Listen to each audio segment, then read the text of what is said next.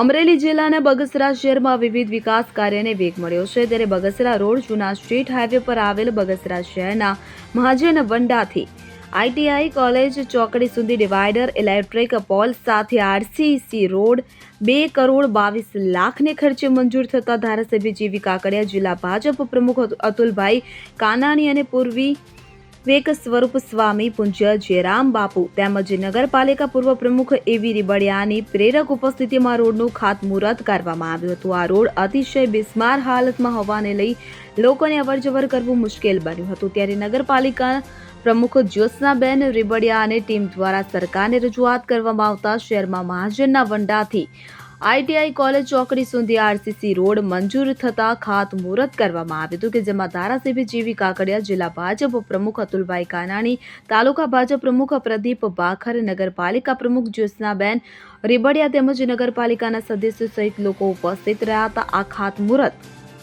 ધારાસભ્ય જેવી કાકડિયાને હસ્તે કરવામાં આવ્યું હતું ત્યારે આ રોડનું કામ 3 મહિના પૂર્ણ કરવામાં આવશે હોવાનું ધારાસભ્ય જીવી કાકડિયાએ જણાવ્યું હતું।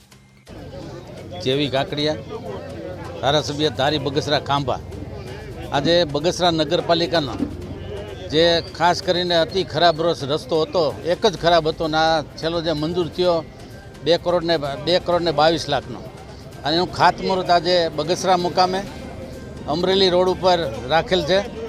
આ રોડ 3 મહિનામાં અમારે પૂર્ણ કરવાનો છે। આ રોડનું ખાતમુહૂર્ત અત્યારે નગરપાલિકાના પ્રમુખ એવી સાહેબ, અમારા જિલ્લા ભાજપના પ્રમુખ માનનીય શ્રી અતુલભાઈ કાનાણી અને ઉપસ્થિત અમારા પાર્ટીના તમામ આગેવાનો સાથે રાખીને આજે ગામના આગેવાનો બધાને સાથે રાખીને આ રોડનું ખાતમુહૂર્ત કર્યું છે। 3 મહિનામાં આ રોડ પૂર્ણ કરવાનો છે। આ રોડ પૂર્ણ થાય એટલે વિકાસના કામોની જે ગતિ છે એ અત્યારે શરૂ જ રહેવાની છે। આ જે કાંઈ કામ અધૂરા છે એ અમારે જ બધાને કરવાના છે અને જે કોઈ વાતો કરતા હોય બીજી કે આ રોડ નહીં થાય તે બધું ખોટું છે। આ રોડ થઈ જ જવાનો છે અને 3 મહિનાની મુદતમાં આ રોડ પૂર્ણ થવાનો છે। અશોક મણવર સાથે CN24 ન્યૂઝ અમરેલી।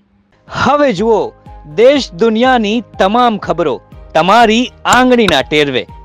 ઉઠાવો મોબાઈલ અને Google Play Store પરથી ડાઉનલોડ કરો અમારી CN24 ન્યૂઝ મોબાઈલ એપ।